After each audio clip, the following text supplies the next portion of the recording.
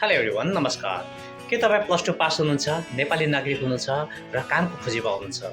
यदि तपाईँ plus two pass गरेर ब्याचलर पढ्दै हुनुहुन्छ र आफ्नो पढाइको साथसाथै केही आम्दानी पनि गर्न चाहनुहुन्छ भने तपाईँ जीवन बिमा अभिकर्ता भएर पनि काम गर्न सक्नुहुन्छ। जीवन बिमा अभिकर्ता भएर काम गर्नु भएमा तपाईँले आफ्नो फुर्सदको बेला समय निकालेर काम गर्न सक्नुहुनेछ। यति मात्रै होइन, तपाईँले आफ्नो मोबाइल वा ल्यापटप प्रयोग गरेर पनि जीवन बिमाको काम गर्न सक्नुहुनेछ।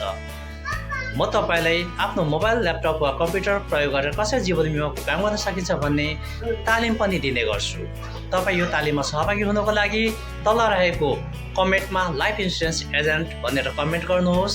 म तपाईँलाई लाइफ इन्सुरेन्स एजेन्टको ट्रेनिङको लिङ्क साथसाथै तपाईँ आफ्नो मोबाइल, ल्यापटप वा कम्प्युटर प्रयोग गरेर कसरी जीवन बिमाको काम गर्न सक्नुहुन्छ भन्ने कुरा सिकाउनेछु।